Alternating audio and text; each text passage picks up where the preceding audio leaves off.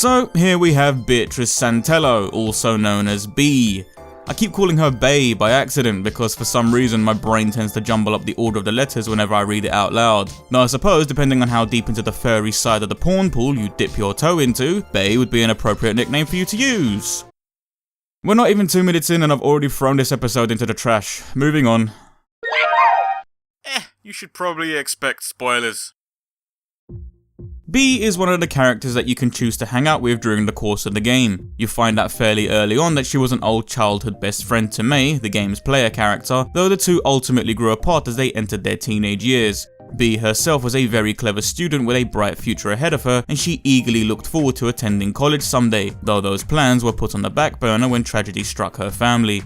Her mother passed away from cancer, leaving her and her father to deal with not only the heartache from her death, but also the catastrophic costs from her medical care. As a result, BEA's father had to sell their family home to cover the bills, moving himself and BEA into an apartment before having a nervous breakdown from all the stress. With her father no longer able to work, this forced BEA to cancel her dreams of attending college to look after him instead, as well as run the family business in order to keep their current roof over their heads.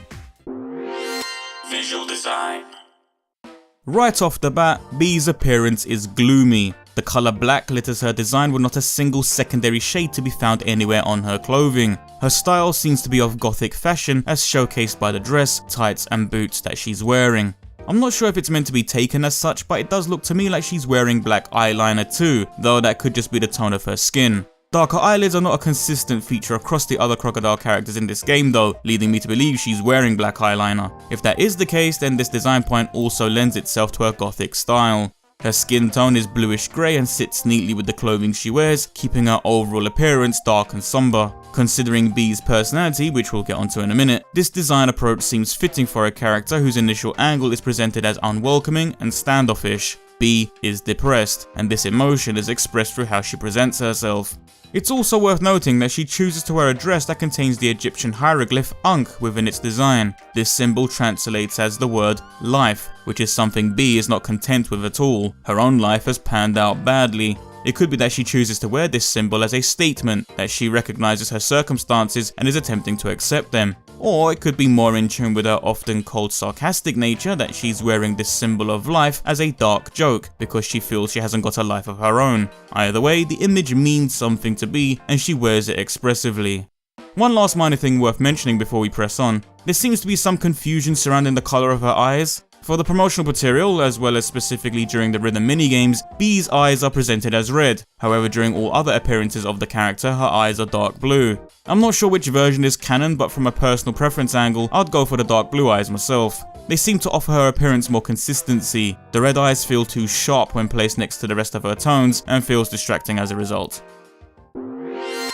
Personality. As I mentioned previously, BEA is a cold one.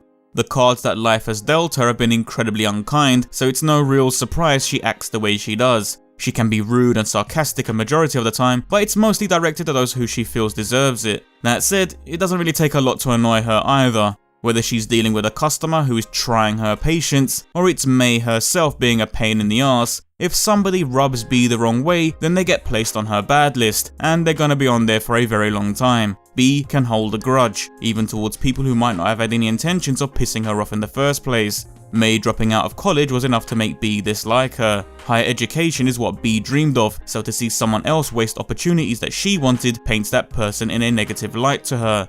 In some cases, she is able to curb these grudges if she better understands the person that she's on bad terms with. She later lifts her disapproval towards Mei leaving college once she learns Mei's reasons for leaving. Her father is also another good example. She does harbour some resentment towards him because her education was cut short due to his breakdown, but she understands the severity of their situation and therefore takes it on the chin as best she can. It's clear that these continuous strings of bad luck have caused BEA to suffer from jealousy. Seeing other people get ahead and improve their lives while she stays stuck in one spot must be grating to her, and honestly, who can blame her for feeling that way? BEA is also a heavy smoker, even smoking in places where she probably shouldn't smoke. Like, you know, lying down and going to sleep on a couch, for example. While it could be due to just her style and image, I feel it stems from trying to cope with the stress. She probably smokes because it relaxes her. The last thing to factor into Bea's personality is her faith in religion. Out of the 4 main characters, she's the only one who seems religious, though I feel she's having a tough time staying true to that faith. Her misfortunes have likely resulted in her questioning God's existence. Her cynicism could stem from this. With all the hardships she's had to deal with, a sign from a higher power would have reassured her that her faith was well placed, and when she received no sign, she began to become doubtful. This cynical attitude further lends itself to how Bea deals with other people too. With all that said, her heart is not completely closed off. Find the right way to break through that cold hard shell and you'll be treated to a lighter side to the character. May managed to do this during a scene at the mall, making Bea laugh and for a few moments forget about her depressing life. We were introduced to a more innocent, childlike Bea, wide-eyed with amazement and laughing herself senseless with not a single care in the world. A complete contrast to the character we see for the rest of the game. This side to Bea was only for a brief moment, but spoke volumes about the person locked away inside her. Importance.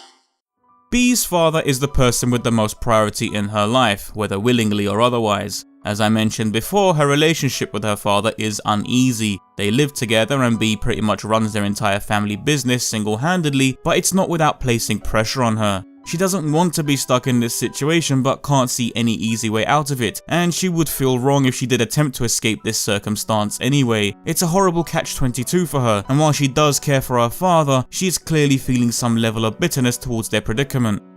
May is the major character that Bea is connected with, sharing their early childhood together before slowly drifting apart when May chose to hang with other friends more, in this case, Greg. I expect Bea would harbour some feelings of abandonment from May, and that likely contributed to her dislike towards her. Couple that together with May abandoning college too, and you've got May on all the wrong sides of Bea because of it.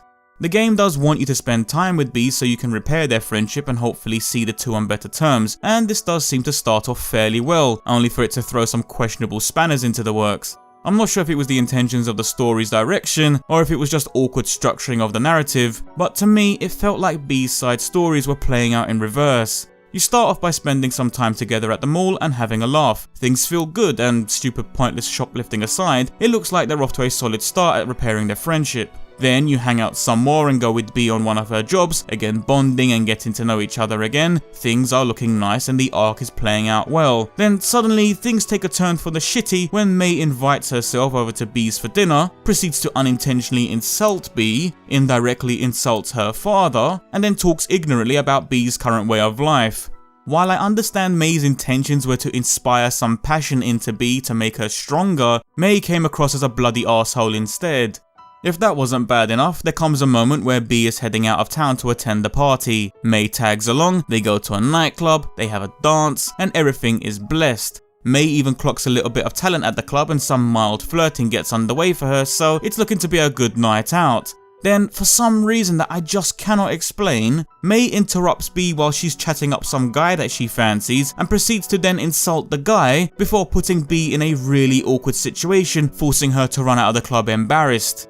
I mean, what the actual fuck? How on earth did we go from getting down and shaking our asses to ruining Bea's chance at copying a phone number? I don't get it, I really don't. That was one of the sharpest unneeded turns I've ever felt in a story. It feels like it was thrown in there to create a rift for the sake of heightening some drama, which undoes everything we've tried to build between May and Bea up to that point. This felt like a scene that was supposed to happen at the start of a story arc, before smoothing it out and getting to the part where Bea can smile again.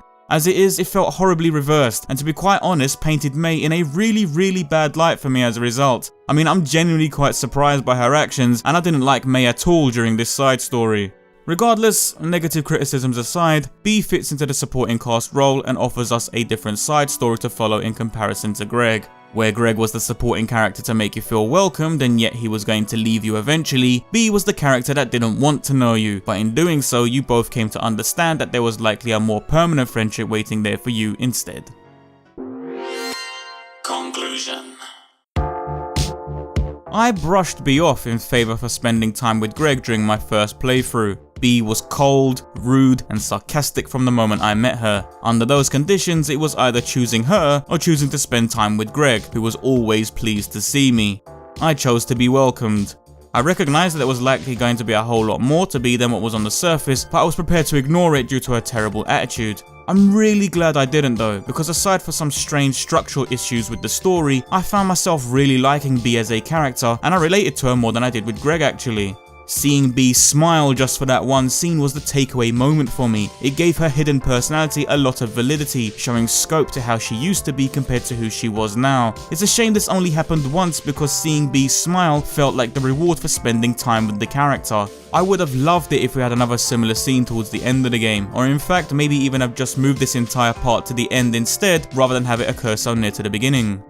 I didn't think I would like BeaBea. She's not the sort of character I gravitate towards, but she really did surprise me quite a lot. Her side stories might not be as entertaining as Greg's, but for what she lacks in fun, she more than makes up for in relatability.